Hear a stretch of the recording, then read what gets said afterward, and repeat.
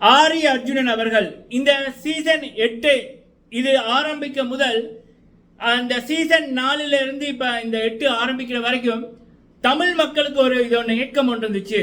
ஆரி அர்ஜுனன் அவர்களை பேரை கேட்டாலே சும்மா வேற மாதிரி இருக்குல்ல. ஆரி அர்ஜுனன் மாதிரி ஒரு போட்டியாளர் வேணும் அப்படின்னு இப்ப முத்துக்குமரன் ஆரி அர்ஜுனன் இந்த ரெண்டு பேரையுமே கம்பேர் பண்ற மக்கள்லாம் அதிகமா இருக்கு.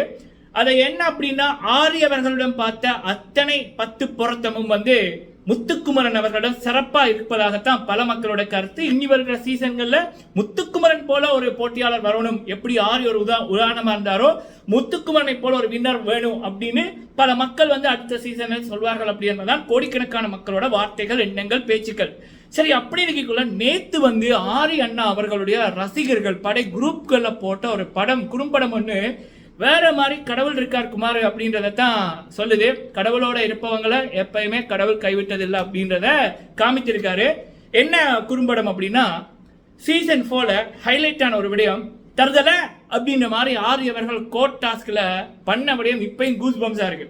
அந்த பேச்சு திறமை, அந்த கோட் டாஸ்கின் மூலம் தான் ஆரி அவர்களை பல மக்கள் ரசிக்க அப்படின்னா ரசிக்கிறது வேற, இவர் தான் வின்னர் அப்படின்னு சொல்ல வைக்கிறது வேற.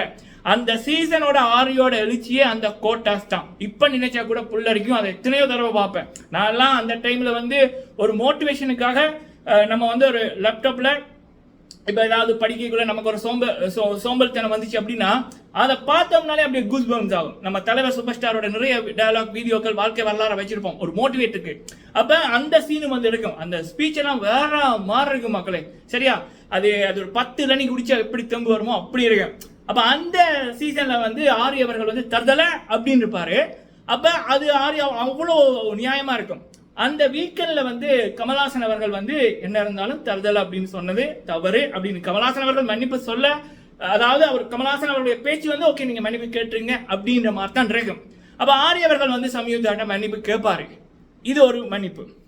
ரெண்டாவது காதல் கண்ணை கட்டுதே அப்படின்ற மாதிரி ஒரு நாமினேஷன் இதுல ஆரி அவர்கள் பாலா சிவானி அவர்கள் இந்த நோமினேட் பண்ற விடயத்தில் சொல்லியிருப்பாரு. அது எப்படியோ லீக் ஆயிரும்.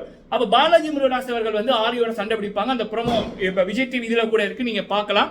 அப்ப அதுல நடக்கக்குள்ள கூட அதுக்கப்புறம் அடுத்த அந்த நைட்டு ஆரி அவர்கள் அடுத்த நாள் நைட் ஆரி அவர்கள் சிவானி கிட்ட சொல்வாரு, நான் இந்த தப்பான இதுலையும் சொல்லல, உங்களுடைய பர்சனல் இதை நான் எடுக்கல அப்படின்ற மாதிரி சொல்லிப்போட்டு நீங்க ஃபீல் பண்ணியிருந்தீங்கன்னா மன்னிச்சிடுங்க அப்படின்ற மாதிரி சொல்லியிருப்பாரு. இங்க நேத்து நடந்த சம்பவம் பிக் பாஸ் 8 தமிழ் முத்துக்குமரன் அவர்கள் அர்ச்சனா அவர்களை போன சீசன் வின்னர் போல அப்படின்னு தப்பா சொல்லல. அவர் ஒரு மோட்டிவேஷனா ஒரு இன்ஸ்பிரேஷனா தான் சொன்னாரு.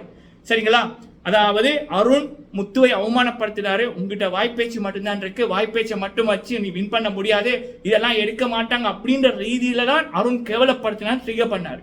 ஆனா முத்து அவர்கள் என்ன அப்படின்னா சீசன் 7 பார்க்கக்குள்ளதான் அவங்களுக்கு அர்ச்சனாவை தெரியும். அதற்கு முதல் அர்ச்சனாவை தெரியாது. அப்ப கூட இருந்தவர்கள் அர்ச்சனா அவர்கள் ஆங்கரா இந்த பிக் பாஸ்க்குள்ள வந்தாங்க.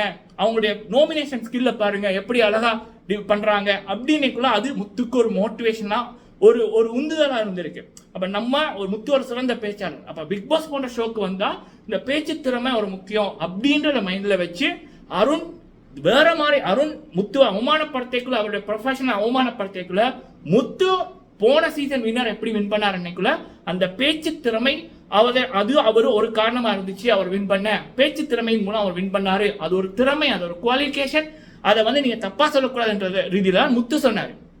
சரியா, ஆனா நேத்து எபிசோட்ல தீபக் அவர்கள் முத்துவோட பேச்சே கேட்கவே இல்லை. அவர் டிசைட் பண்ணிட்டாரு அருண் கிட்ட மன்னிப்பு கேட்டோம், பர்த்டே பாய்ல மன்னிப்பு கேட்டோம். முத்து அவ்வளவோ அழகா எக்ஸ்பிளைன் பண்ணாரு. தீபக் முடிவு பண்ணிட்டு போட்டு தானே கேட்கிறாரு. அப்ப அவருக்கு அந்த கேட்கிற மனப்பாங்களே இல்லை. அப்ப முத்துவோட இது என்ன அப்படின்னா தீபக் கேப்டன், இன்னொன்னு அந்த பர்த்டே செலிப்ரேஷன் நடக்க இருக்கு. அப்ப இந்த பிரச்சனையை முடிக்கணும்.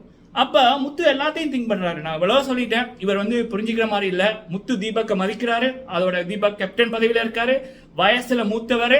சோ அண்ணன் அப்படின்னு நான் சொல்றேன். சரி, அவர் சொல்லக்குள்ள சரி அப்படின்ற ரீதியில தான் முத்து அவர்கள் மன்னிப்பு கேட்டார் அருண்கிட்ட. அண்ட் அவ்வளவு தூரம் அருண்கிட்ட அவர் எக்ஸ்பிளைன் பண்ணாரு. சோ முத்து சொன்னதுல எந்த தப்புமே இல்லை.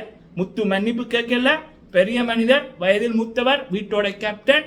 சீனியர் தீபக் சொன்னபடியா அதுவும் அடுத்த சில நிமிடங்கள்ல அந்த கேக் கட் பண்ற ஃபங்க்ஷன் இருக்கு. அதுக்கு இது கொஞ்சம் இடையூறா இருக்கு. எல்லாத்தையும் கருதித்தான் முத்துக்குமரன் அந்த விடயத்தை பண்ணாரு. இங்கேயும் முத்து அவர்கள் அவருடைய மேன்மைதான், அவருடைய சிறப்பு தான் மக்களுக்கு புரிந்ததே தவிர அவருடைய குறையோ ஏதோ மக்கள் காணவில்லை. இதில் குறை காணப்பட்டது தீபக்கோட செயலும் இவர் அருணோட செயலும் தான். சரிங்களா? முத்து சிகரமா ஜொலிக்கிறாரு. இத ஆரி ரசிகர்கள் குறும்படமா போனார்கள். அன்று ஆரி அர்ஜுனனுக்கு நடந்துச்சு, இன்று முத்துக்குமரனுக்கு நடக்குது அப்படின்னு பார்க்க எவ்வளவு சிறப்பா இருக்கு பாத்தீங்களா? எண்ணம் போல வாழ்க்கை, என்ன நல்லா இருந்தா அந்த கடவுளை துணை நிற்பார் அப்படி என்பதற்கு முத்துக்குமரன் அவர்கள் சிறந்த உதாரணம். இது நான் கண்ணுல பட்டுச்சு, அதை உங்க கூட ஷேர் பண்றேன். நீங்க உங்களோட கருத்துக்களை சொல்லுங்க. நாளைக்கு வருத்தனமா ஓட் போட ரெடியாங்க மக்களே. தரமான மக்கள் படையோட சப்போர்ட்டை நம்ம முத்துக்கு கொடுப்போம். நன்றி.